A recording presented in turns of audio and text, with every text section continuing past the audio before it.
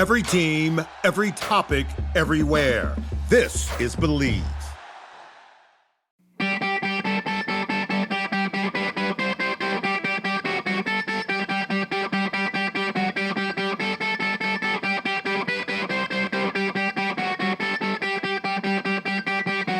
Here we go with another Short Shifts episode. 10 minutes are on the clock. I got Jeffrey J. Hulavecchio. Should he choose to accept this challenge? Are you ready? Yes, I'm ready. He's ready. Okay. I want to talk about centers taking faceoffs. Little tips of the trade, little tricks. Like, what are some things that can help you win draws as a center? I feel like we've talked about faceoffs from like a team perspective, but we have not talked about faceoffs for the centers out there that are trying to win the draws. So, Jeffrey, Jehu, Jobin, go. I love that. Okay, first and foremost, I was a winger 98 to 99% of my career, but I did take faceoffs because I penalty killed a lot. And I did play center in the AHL a little bit and maybe in Europe for a little bit. But at the higher levels, number one, you have to practice every day. Like there are a couple guys that I've heard are amazing at faceoffs that don't really practice, but that's like 1 in a billion. All the guys that I know who are really good at faceoffs practice faceoffs. Just like you want to have a really good 1T on the PP. Yeah, everybody wants that. Practicing faceoffs often. More practice, more reps, more learning, more tick to the trade. It's a lot about your own body mechanics and leverage and how you stand. Getting low usually helps most guys, like feet wide, hips low. So you have a low center of gravity and you have more power. The higher up you are, or you're at a more obtuse hip angle from foot, hip to head. And yeah, obtuse, baby. Yeah, if it's in the gym, I know what I'm talking about. Wow. And you will have less leverage to push down onto the opponent's stick, the ice, whatever, which makes you more stable to pull back against a resisted force a la the opponent's stick. So like body positioning, super important. That is practice, being able to get low in your hips. Now, I will say at the pro level, a big part of it is also like knowing who you're going against. Like all game long, like, oh, I haven't been doing great against number 45 and he's beating me clean, so I need to tie him up. Or every time he ties me up, he wins because he does this. Like knowing why you're losing and why you're winning is very, very important at all levels. But at the junior college pro, that's when guys really start to pay attention to those things. So if you're a younger player or a coach, start instilling that kind of mindset in your younger players sooner. Because if you can win faceoffs consistently, you get a billion more chances to get on the ice when the game matters. Because coach, even if you're a bad player, if you're ripping 75% in the faceoff circle, you're going to be out there at the end of the game because we need you to win that faceoff, Johnny. So Johnny, start practicing faceoffs before practice, after practice. Watch video of your opponents. Watch video of yourself. I'll also say this too. Get on the same page as your wingers. If you're losing it, you should always be on the same page as wingers. But if you're playing against a team and you're getting smoked in the faceoff circle and you know it, tell your wingers, hey, I'm going to start tying his stick up. I need you to be the first one in. I'm going to start shielding this way because I'm seeing that if I turn left, I'm going to be able to hold the puck in this spot longer. So right winger, I need you to drive in here hard and poke it back to the D.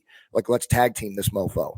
You know what I'm saying? Like learn those details. Think at a higher level. Don't just think checkers, take the draw. Think chess. What has happened today? How am I doing today? Where's my confidence? Where's this ref dropping the puck? Is he dropping it up high? Is he dropping it down low? Is he dropping it right on the dot, close to his feet, out far and from his hand? You know, what's the other guys doing on the team? What are their tendencies? These are all higher level things that when you get to pro hockey, this becomes very, very, very important. 100%. Well, even in youth hockey, one thing I'll add on there, like as the center, make sure that everybody's ready before you go take your draw. Like how often do you see that in youth hockey? Yep. The center's like already in and taking the draw and then the ref drops the puck and like the D like aren't even to their blue line yet or something like that. I think that's important. I want to reiterate as a coach what Jeff just said. The better you are at faceoffs, the more ice time you're going to get. I guarantee you. Like if you're better at faceoffs, you will be on the ice. And you even said it in important situations, but I'm talking about all the time. All the time.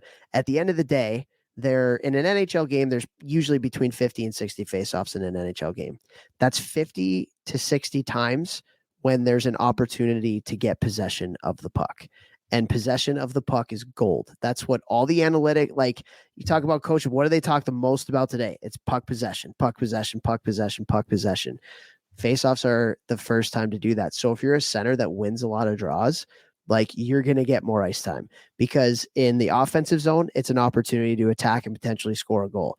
In the defensive zone, it's an opportunity to win the draw. So the other team can't do that, because if they win it, then they get an opportunity in your zone to have possession and potentially score a goal. So like there are players in the NHL right now. Obviously they're good, they're talented, they're skilled, all that kind of stuff. But the reason they're in the NHL is because they can win faceoffs at the end of the day. Like that's a fact. 100%. That is a 100%. I mean, fact. look at Paul Stasny. You know, he's been on the podcast a ton. He's so good. He's probably listening to this episode right now. He listens to like all our episodes. What a beauty, because he just loves thinking of ways to get better at hockey. We did that episode about who scores more goals. Would you rather be a righty or lefty? He's texting me about that. Oh, I talk about this Patrick righty. I'd rather be a righty, but I'd rather lefty. You know, like all this stuff and like nerding out. Dude, this is the guy had an unbelievable NHL career. A big part of that was because he was nasty on faceoffs. Yeah, he was nasty on faceoffs. You knew. And if you're go ahead. You just knew if you're going out there with him, like we're going to start this face off with the puck, so you can like plan offense more often than not because you have such a reliable guy in the face off circle. For sure, and we always talk about all the time, like everybody's typically, or not everybody, but people who are typically the best players on their team at some point are not going to be the best players on their team as they go up through whatever, and sometimes your role is going to have to change in a lineup. And you might have been a first liner for forever. And then all of a sudden you get to junior hockey or you get to college hockey, you're asked to play a third or fourth line role. And if you're somebody that can win faceoffs, like a coach will potentially put you out there for a PK draw. Like, and you see it all the time. Like if you watch a high level hockey game, particularly even on like the penalty kill, like watch the center. If they win the draw and they ice it right away, how many times the center will get off the ice? That person's out there solely to win the draw. And then they get off and then somebody else goes on and they can penalty kill if they do lose it. But like, it's important. There are teams in the NHL in 3-on-3 overtime that put a defensive guy out there to take the first draw, because in 3-on-3 overtime, the faceoff is so important.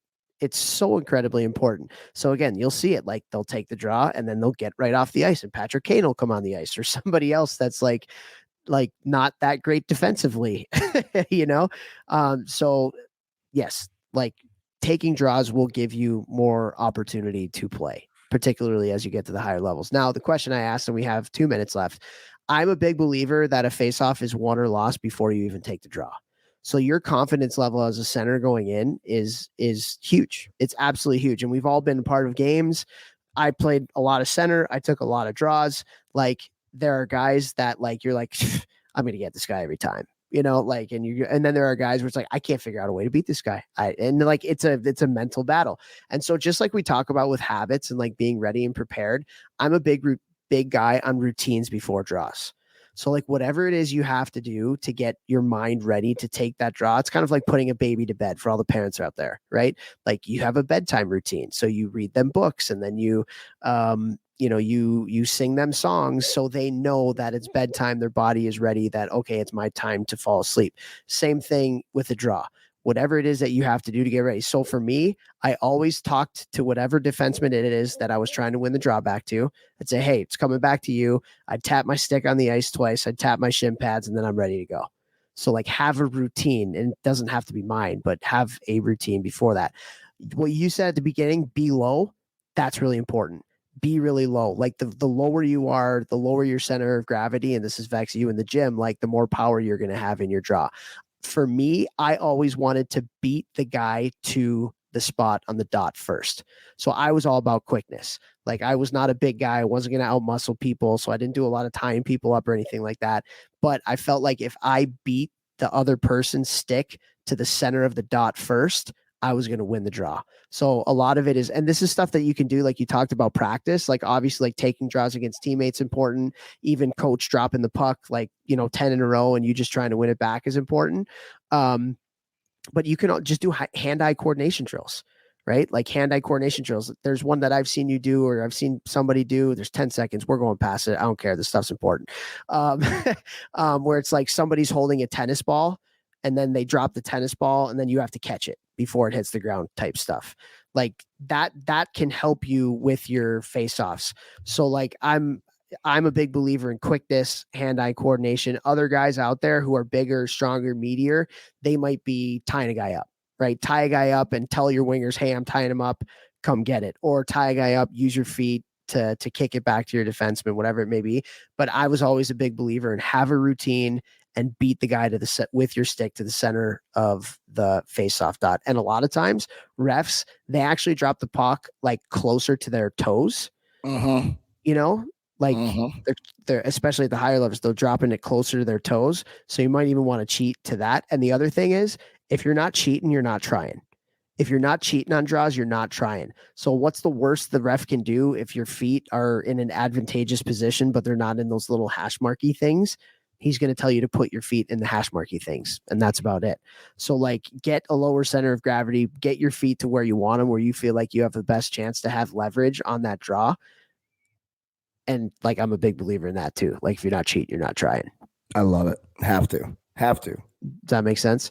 I also love, I think this is important. Like I think centers in practice should try to take draws on both, like winning them back to your forehand and your backhand, particularly when the ref is on like the other side. You have the ability to win it to your forehand. I always like, I'm a lefty. So if the ref was on my right side, I was still trying to win it back on my backhand. Oh, really? Away from the ref. Yeah. Which a lot of people do. Through your feet? No, not through my feet. It just literally trying to win it back like to the left. Would you shade over towards his body absolutely. as much as you could? Yeah. Absolutely. If you're not cheating, you're not trying. So now there's other people who are more comfortable in winning draws to their forehand side. So if you're a righty, if the ref is on your left, if you're a lefty, if the ref is on your right. But I always felt, because I was winning draws with quickness, that as a lefty going to your right and trying to win it back to the right D, it took a lot more time to like on your forehand kind of like make that swoosh to win it back, as opposed to like the backhand where it's just like boing, you're winning it back. I don't know if that makes any sense, but no, yeah. So I don't know. Like I like to win it on my backhand when the ref's on both sides. Gotcha. All right, time's up. Share the show.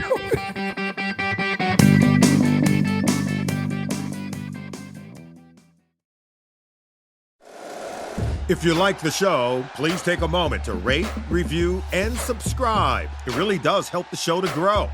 Thank you for listening.